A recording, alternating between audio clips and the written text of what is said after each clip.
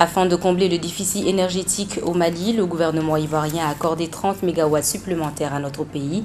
Cela fait suite à la visite du ministre malien de l'énergie en Côte d'Ivoire. Les surveillants de prison viennent de déposer leur préavis de grève de 10 jours. Un seul point est à l'ordre du jour. Vous aurez les détails avec le lieutenant Daouda Konaté, secrétaire général du syndicat des surveillants de prison, au cours de cette édition. Le Mali célèbre ce mardi 15 mai 2021 la journée mondiale de l'asthme. Qu'est-ce que l'asthme? Comment se manifeste-t-il? Élément de réponse avec le professeur Yacoba Toloba, pneumophysiologue. C'est un plaisir de vous retrouver sur Liberté Télévision. Mesdames et messieurs, bonsoir et bienvenue dans ce journal que nous débutons avec les besoins énergétiques du Mali suite à la visite du ministre de l'Énergie, des Mines et de l'Eau en Côte d'Ivoire pour solliciter un soutien énergétique afin de faire face aux besoins de la population malienne. En matière d'électricité, le président ivoirien a accédé à la demande malienne en accordant une augmentation de la quantité d'énergie qu'il fournit au Mali. Les détails avec Ahmed Gassama. Suite à des manifestations de la population contre les coupures d'électricité au Mali, le ministre des Mines, de l'Énergie et de l'Eau, M. Lamine Seydou Traoré, avait rendu visite son homologue ivoirien et avait été reçu aussi par le président M. Alassane Ouattara pour demander de l'aide en matière d'énergie afin de soulager la population malienne en cette période de forte chaleur. Les coupures d'électricité paralysent pratiquement tous les secteurs d'activité du pays. Face à cela, le gouvernement ivoirien a tenu sa promesse de s'engager à aider son voisin en donnant dans un premier temps 30 MW et assure que les 20 autres MW arriveront dans les plus brefs délais. Afin de répondre à la demande initiale du Mali qui était de 50 MW, le gouvernement malien ne compte pas limiter à cela et prévoit la mise en place des centrales solaires à Ségou et à Fana pour répondre aux attentes de la population en énergie. C'est désormais officiel. La synergie des sections syndicales des surveillants de prison vient de déposer un préavis de grève de 10 jours. Elle revendique l'application immédiate du protocole d'accord qui a été signé le 11 décembre dernier entre le gouvernement de la transition et le syndicat. Pour en savoir plus, écoutons le lieutenant Daouda Konaté, qui est le secrétaire général du syndicat des surveillants de prison. Il est interrogé par Madina Traoré. Effectivement, il y a un certain moment que les surveillants de prison ont entamé un certain nombre de grèves, une certaine séquence de grèves.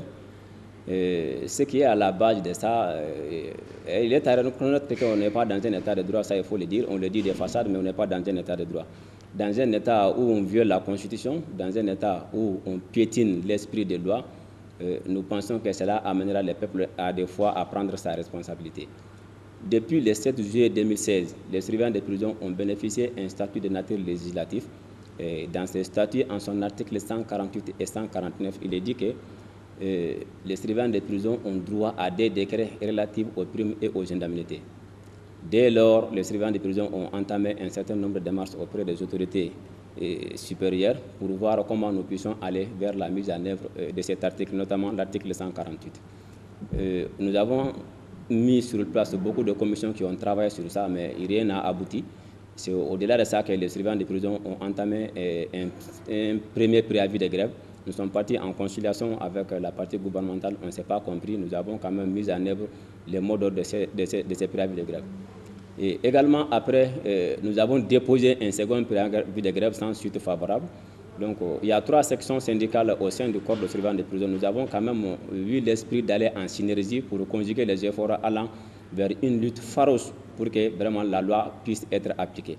C'est en cela qu'au nom de la synergie des sections syndicales de surveillants de prison, nous avons déposé un premier préavis de grève. C'était sous le régime de l'ancien président de la République, Ibrahim Boubacar Keïta. Là, les négociations ont avoué à l'échec. Nous avons également observé ce nombre de jours.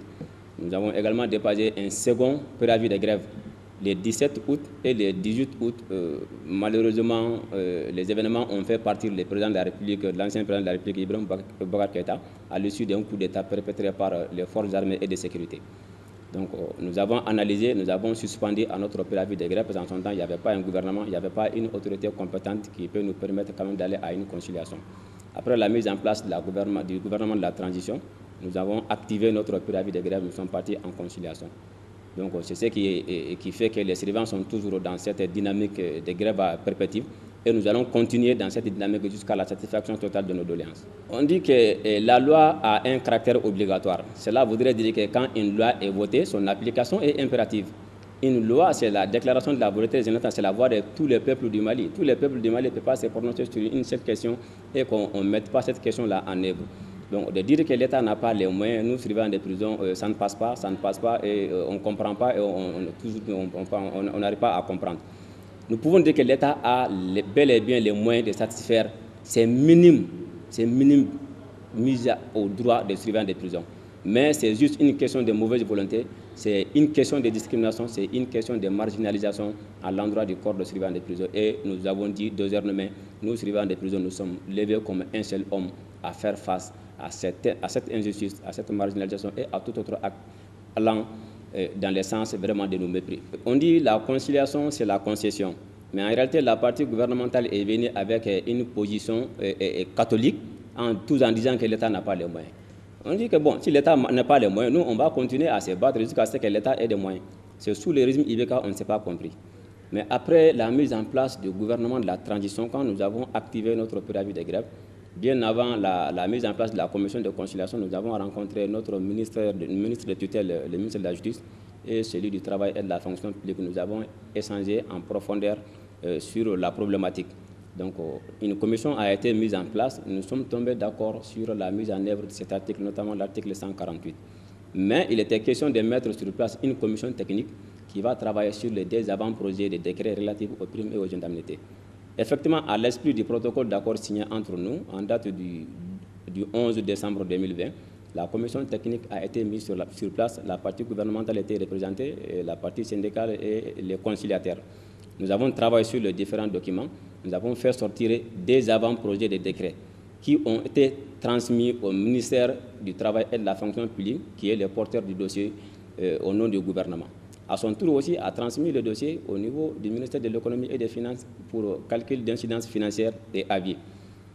Depuis janvier jusque-là, le dossier est en train de tourner. Le dossier dort dans les tiroirs du ministre de l'économie et des finances pour des raisons qu'on ignore.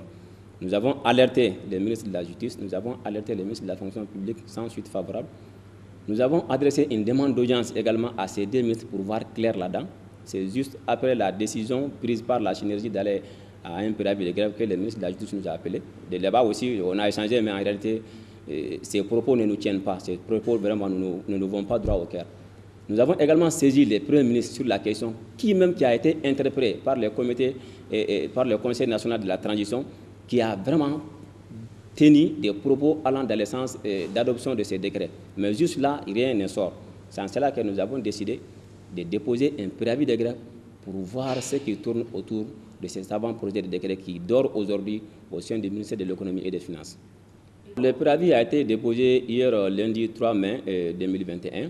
La mise en œuvre est prévue pour le 24 mai 2021 au 7 juin 2021, c'est-à-dire 10 jours ouvrables. Il n'y a qu'un seul point, si l'État refuse d'appliquer la loi, donc vous voyez ce que ça fait. Donc le seul point est vraiment l'application immédiate du protocole d'accord signé entre le gouvernement de la transition et la synergie des sections syndicales des surveillants des prisons du Mali en date du 11 décembre 2020. C'est le seul point qui est sur le préavis et nous sommes debout, comme je l'ai dit à l'entame de mes propos, comme un seul homme. On n'a pas besoin de la transition. Si nous, on doit accompagner la transition doit donner le moyen aussi de nous mettre dans nos droits pour quand même la satisfaction de ces seuls points de doléance. Cette fois-ci, nous sommes debout, nous ne sommes pas prêts à baisser les bras tant que les doléances ne sont pas satisfaites. Nous sommes un corps de force de sécurité. L'État malien sait très bien ce que nous jouons dans le cadre du maintien de la sécurité publique, dans le cadre du maintien des établissements pénitentiaires. C'est nous, surveillants des prisons, qui assurons la sécurité des 60 maisons d'arrêt en République du Mali. Et l'État sait très bien quels arts détenus, quel type de détenus aujourd'hui sont entre nos mains. Donc, s'il veut quand même une transition apaisée dans un cadre de sécurité, comme les 2 tiers aujourd'hui est occupé par d'autres entités, et que nous le savons tous, nous, surveillants des prisons, nous sommes prêts à d'autres mesures draconiennes, à prendre d'autres mesures fortes pour que nous soyons mis dans nos droits, pour que nous sortons de cette marginalisation, pour que nous sortions de ce traitement mépris à l'égard des autorités de la transition et de l'État malien de façon générale. C'est de bonne guerre. On se bat pour notre droit, on se bat pour l'application de la loi. Si on dit qu'on est dans un état de droit, parce que les textes sont là, sinon si c'est la loi des Zingles, pensez-vous que ceux qui pensent au nom de l'État malien aujourd'hui vont parler au nom de l'État malien? Non. Nous sommes dans un monde civilisé, nous avons voté des lois et ces lois-là seront appliquées impérativement.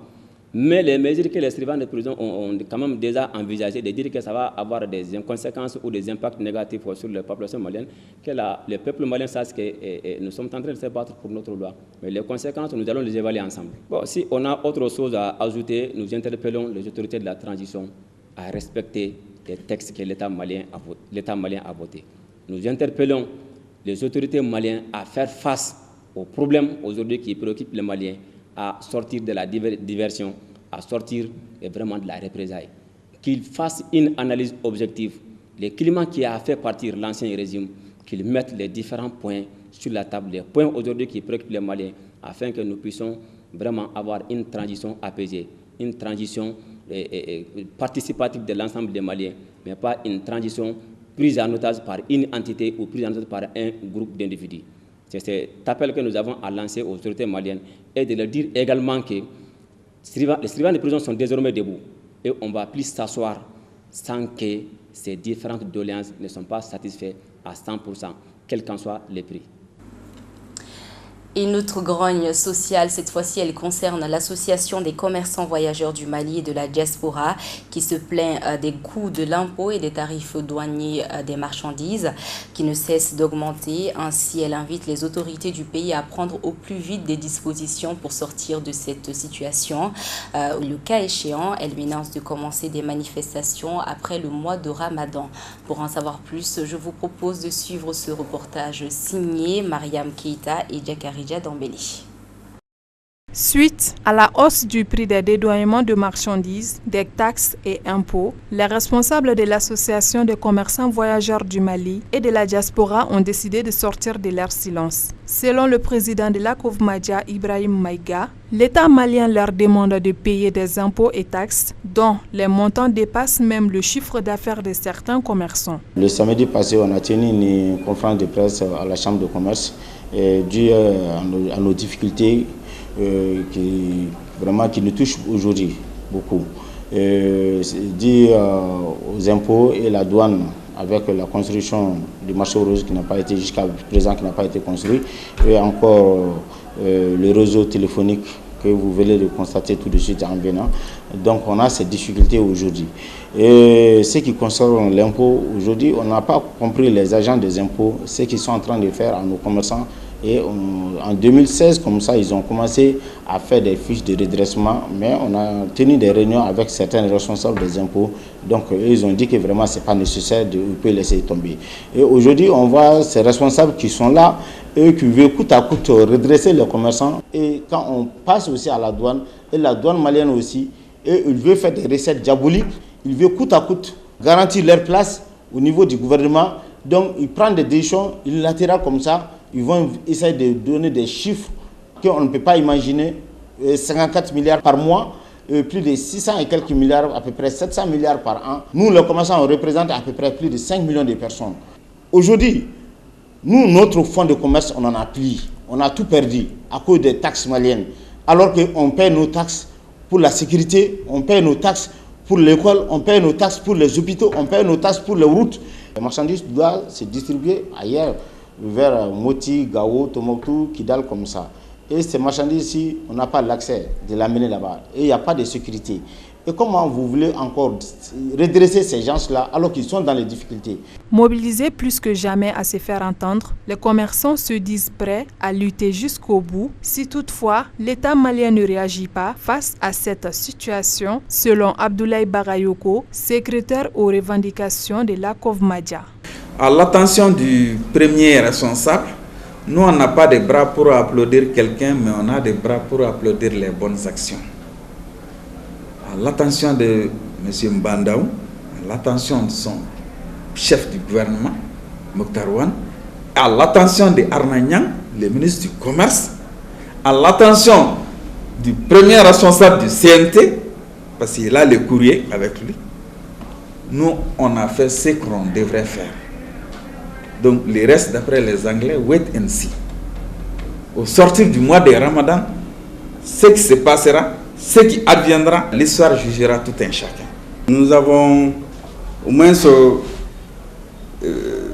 vu quelques points saillants qui sont au nombre de 4, si je me permets, parce que ces 4 ont fait l'objet même de la dernière conférence de presse tenue le samedi passé. Il s'agissait d'abord de la hausse des tarifs douaniers, du redressement inopportun du service des impôts. Troisièmement, du problème des réseaux téléphoniques que vous avez constaté au niveau du grand marché, depuis Dibida jusqu'au grand marché. Et le dernier point aussi, nous avons la construction du marché rose, vraiment qui a été de la poudre aux yeux depuis 2017, dont la première pierre a été déposée par le premier responsable même de la nation. Nous avons écrit officiellement le ministère du Commerce et de la Concurrence par rapport à ces points. Pas de réponse. Le 1er mars, nous avons rencontré les conseillers au niveau du CNT, Conseil national de la transition. Ils ont vraiment pris bonne note en présence de tous les responsables, même du président du CNT, ses conseillers. Nous avons essayé de leur faire comprendre, mais on a vu que ça ne marche pas. En 2016, ils avaient commencé avec ce même redressement, avec les commerçants du secteur de la bonneterie. Cette fois-ci, c'est avec le secteur basin et moto et autres. Le marché rose, tout le monde peut faire un tour là-bas, voir, c'est devenu maintenant une déchetterie. Or, Bamako est la vitrine du Mali. Les grands marchés est le centre névralgique du Mali. Toutes les affaires se traitent au grand marché. Rappelons qu'en 2016, les commerçants étaient confrontés à ce même problème vis-à-vis des agents des impôts et des douanes. Notons également que la douane malienne génère par an 148 milliards de francs CFA. Cet argent, en grande partie, vient des commerçants. Pour clôturer cette édition, la communauté internationale a célébré ce mardi la journée mondiale de l'asthme. Cette maladie peut être caractérisée par une inflammation, le rétrécissement ou la contraction des voies respiratoires. Elle touche des millions de personnes à travers le monde. Selon le professeur Yacouba Toloba, pneumophysiologue, près de 14,9% de la population malienne serait asthmatique. Pour en savoir plus, suivons ce reportage. Comme chaque année, la communauté internationale célèbre la journée mondiale de l'asthme, une maladie négligée dont souffrent beaucoup de Maliens. Elle est responsable de millions de morts à travers le monde. Selon le professeur Yacouba Toloba, pneumophysiologue à l'hôpital du Point G et enseignant-chercheur à la faculté de médecine, les connotations héréditaires, génétiques et environnementales sont des facteurs de risque. L'asthme est une maladie respiratoire, donc une maladie à tropisme respiratoire, une maladie chronique qui se manifeste par des dyspnées expiratoires. Il s'agit de gênes respiratoires. Il se manifeste par une gêne respiratoire. La respiration est ralentie et c'est l'expiration qui est surtout concernée. Et cette gêne respiratoire peut s'étaler dans le temps, mais peut disparaître soit sous l'effet d'un traitement, soit spontanément. Donc voilà un peu comment pouvons-nous définir la maladie asthmatique. L'asthme est une maladie polyfactorielle, sinon multifactorielle, dont l'étiologie unique est exceptionnelle. Il s'agit d'une maladie dont la connotation héréditaire est considérée parce que quand nous voyons dans un couple, si l'un des parents est asthmatique, l'enfant a 30% d'être asthmatique. Si les deux parents sont asthmatiques, un enfant sur deux peut être asthmatique. Et il y a aussi la susceptibilité génétique. Si parmi les parents il n'y a pas d'asthmatique, nous en tant que citoyens, en tant qu'individus, nous pouvons avoir 10% de malchance d'être asthmatique. Qu'est-ce que cela voudra dire? Ça veut dire que c'est une maladie de l'environnement.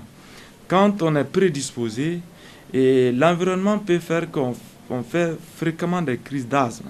Cet environnement, ce sont des facteurs de risque. Des facteurs de risque liés à la pollinisation des arbres, liés à la fumée, à la poussière, des parfums. Il y a des facteurs endogènes. Les malades qui est émotionné peut faire sa crise d'asthme. On est trop content, on peut faire sa crise d'asthme. On a une crise d'ulcère, on peut faire sa crise d'asthme. C'est une maladie multifactorielle où l'hérédité compte, les facteurs environnementaux comptent et les facteurs endogènes comptent. La pathologie est sous-estimée et à en croire les dernières statistiques par rapport à la prévalence de cette maladie, au Mali, on considère 14,09% sa prévalence. Il s'agit d'une maladie qui concerne tous les âges, des petits enfants à l'âge adulte jusqu'au vieillard. Donc c'est une maladie multifactorielle qui attaque tous les âges et les genres n'est pas épargné. Qu'on soit homme ou femme, on peut être asthmatique. Dans une société où l'automéditation est monnaie courante, cela peut avoir des conséquences graves sur la maladie, étant donné qu'il existe plusieurs types d'asthme et que chaque pathologie a son traitement spécifique. De plus, le professeur Toloba a mis l'accent sur le fait que beaucoup sous-estiment l'asthme par manque de connaissances. L'analphabétisme fait qu'il y a aussi nos valeurs sociétales. Il y a ce qu'on appelle des connotations aussi traditionnelles. Et certains se disent quand on a l'asthme, on a longue vie. D'autres disent un asthmatique, c'est qu'il a la chance dans la vie et que c'est une maladie peut-être du diable. Et donc il y a plusieurs connotations par rapport à cette maladie. Donc c'est ce qui fait que souvent la prévalence est tirée vers le bas. Donc la maladie asthmatique est sous-estimée. Les 14,9% peut être vu à la hausse. Et elle est négligée, la maladie asthmatique, parce que il y a trop d'automédication. Vous voyez, souvent on n'a pas accès aux structures de soins de santé. Actuellement, la maladie asthmatique est tellement polyfactorielle que nous avons plusieurs types d'asthme. Et à chaque type d'asthme correspond à un médicament. Quand on fait l'automédication, et souvent par négligence ou bien par connotation culturelle et tout ça, on peut aggraver ces crises. Et au niveau des structures de soins, l'asthme ne devrait pas être l'apanage des spécialistes seuls, des pneumologues seuls. Tout médecin doit pouvoir diagnostiquer un asthme, sinon orienter un asthmatique vers les spécialistes. L'asthme est une maladie chronique, donc on ne peut pas parler de guérison. On peut parler de rémission, des épisodes d'accalmie. Il y a des épisodes de crise quand on est en face des facteurs déclenchants. Donc il faut minimiser autant que faire se peut la survenue de ces crises-là et minimiser autant que faire se peut l'admission aux urgences. Tout le temps, si un asthmatique fait sa crise et qu'on l'admet aux urgences, on l'hospitalise plusieurs fois dans l'année, il y a des risques d'une aggravation. L'aggravation, c'est quoi? Il peut y avoir des complications d'ordre général. Le malade peut tomber dans une insuffisance respiratoire aiguë par asthme aigu grave, qu'on appelle asthme aigu grave, qui se prend en charge dans les unités de soins intensives. Les complications, ce sont du fait qu'on est dyspnéique, on ne trouve pas de l'air, ou bien il y a trop d'air qui ne sort pas. Ça peut entraîner ce qu'on appelle des pneumothorax. Des pneumothorax, de l'air encastré dans la cavité thoracique. Et ça peut asphyxier les malades et les malades peuvent mourir. Le paradoxe est qu'un asthmatique fait la crise tout de suite, 5 minutes après, comme si rien ne s'était, c'est comme si c'est un coup de tonnerre dans un ciel serein, et il peut revenir à l'état normal avec ou sans traitement, mais il faut éviter à tout prix la survenue de crise. Et maintenant, l'arsenal thérapeutique fait qu'il y a suffisamment de moyens thérapeutiques pour éviter ces crises-là. Le traitement de l'asthme est basé sur les symptômes et doit être adapté en fonction du type d'asthme. Pour parler de traitement, il faut connaître les signes. On vous a dit que l'asthme, les maîtres symptômes, c'est la gêne respiratoire. En plus de la gêne respiratoire, il peut y avoir la toux. Le malade est fatigué, il cherche de l'air, il peut même avoir des douleurs thoraciques, il a la sueur, souvent ces symptômes peuvent être associés à une fièvre par surinfection. Donc, après avoir diagnostiqué l'asthme et épargné tout ce qui n'est pas asthme, parce que la frontière entre la bronchite, l'asthme, les bronchites chroniques, les dilatations des bronches est poreuse. Cette frontière est poreuse. Après avoir diagnostiqué, il faut le traiter. Comment traiter l'asthme? Il y a ce qu'on appelle des moyens médicamenteux. Ces moyens, c'est en fonction de l'asthme. Il y a plusieurs types, comme je le disais. Je vais vous citer certains. Il y a l'asthme intermittent, l'asthme persistant modéré, persistant bénin ou persistant sévère. Et en fonction de ces types d'asthme, il y a ce qu'on appelle des médicaments. Des médicaments qui visent les processus. Les processus, c'est quoi? Le processus de l'asthme, c'est l'inflammation et aussi la bronchoconstriction. Donc, il faut donner des médicaments contre l'inflammation, donc des anti-inflammatoires, et contre la bronchoconstriction, des bronchodilatateurs.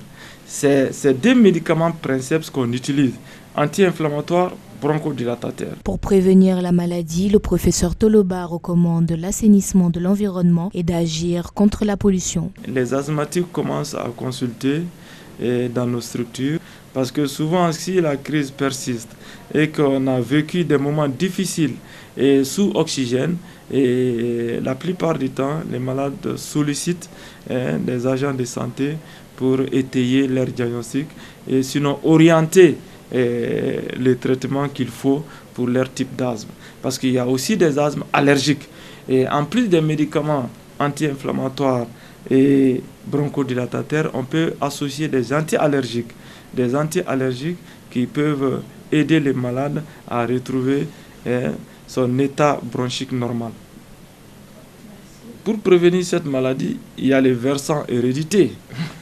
Je vous avais déjà dit que si un couple, les deux sont asthmatiques, ils ont la malchance d'avoir un enfant sur deux asthmatique. Donc, en termes de prévention, il faut voir d'abord si les deux ne sont pas asthmatiques. Et aussi, c'est une maladie multifactorielle qu'il faut assainir l'environnement. Parce que maintenant, il y a de plus en plus questions de One Health, une seule santé. Santé de l'environnement, notre propre santé et la santé des animaux. Donc si ton environnement n'est pas en bonne santé, les malades vont faire naturellement des crises. Donc il faut éviter les acariens, les poussières, les pollinisations et aussi les fumées d'échappement dans les agglomérations. Donc c'est une manière de prévention. Et la prévention aussi va au-delà. Il faut aussi une prévention collective en agissant sur la pollution. Vous voyez, Bamako aujourd'hui pollué, même très pollué. La pollution atmosphérique, il faut prendre en compte. Et quand les malades sont asthmatiques, après une crise, il y a des médicaments qui préviennent les crises. C'est ce qu'on appelle les traitements de fond. Et ces traitements de fond, les malades peuvent prendre toute l'année ou bien une partie de l'année pour prévenir les crises. Donc ce sont des traitements qui ne lèvent pas la crise, mais qui préviennent des crises. Donc, tous ceux-ci peuvent rentrer dans le cadre de la prévention. L'asthme est certes une maladie chronique, mais il est parfaitement possible de vivre avec quand on évite tous les facteurs aggravants. Voilà, c'est la fin de cette édition. Merci à vous de l'avoir suivi. Très bonne suite de programmes sur LTV.